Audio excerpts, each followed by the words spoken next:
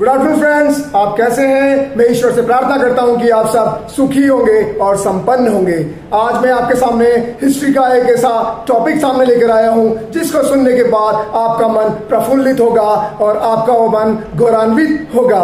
Yes, history why I am just making the videos for on our history, because the reason behind that कि एक strong history से ही strong present बनता है और एक strong present से ही एक स्ट्रॉन्ग फ्यूचर बनता है। दैट्स व्हाई मैं अपनी जनरेशन को अपने इतिहास के शूरवीरों की हिस्ट्री आप लेकर आता हूं ताकि वो सुने और अपने हिस्ट्री पे गर्व करें, क्योंकि हमारी हिस्ट्री को कालांतर में मुगलों ने और अंग्रेजों ने बिल्कुल खत्म कर दिया। बिकॉज खत्म इसलिए किया, नालंदा की यूनिवर्सिटी को, नालंदा की लाइब्रेरी को इसलिए जला दिया क्योंकि जब मुगलों ने वहां यहाँ की हिस्ट्री के, यहाँ शौर्य के, यहाँ के इतिहास के गर्व के किस्से पढ़े और किताबें पढ़ी, तब वो देखते रह गए। उन्होंने कहा कि यही हिस्ट्री के गर्व अगर आने वाली जनरेशन यहाँ पढ़ेगी तो हमारा राज यहाँ पर नहीं रह पाएगा। इसीलिए नालंदा यूनिवर्सिटी को पूर्ण रूप से खत्म कर दिया गया।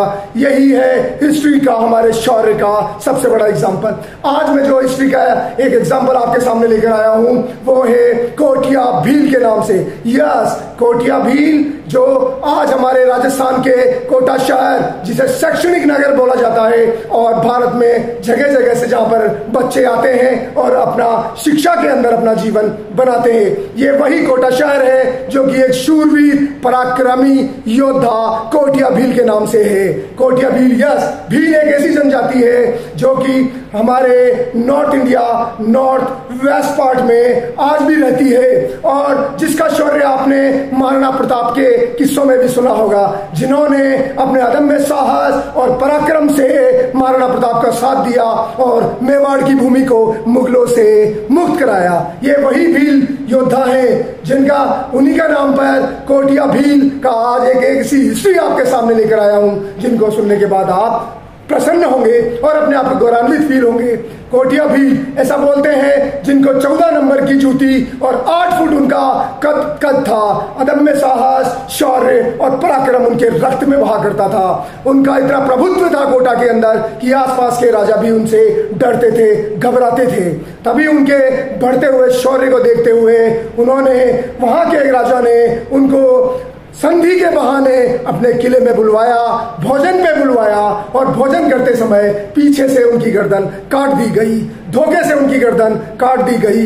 बट ऐसा बोलते हैं वहां के भील, लोकल भील, आज भी घर घर में कहानी बोली जाती है कि गर्दन कटने के बाद में भी उस शूरवीर ने 100 से 150 किले के प्रहरियों को मौत के घाट उतार दिया। ऐसे थे शूरवीर कोटिया भील जो बिना गर्दन के भी 100 से 150 अपने युद्ध के दौरान अपने किले के पहरेदारियों को मौत के घाट उतार दिया करते थे। इस तरीके का शूरवीर उनके अंदर रग रग में बहा करता था।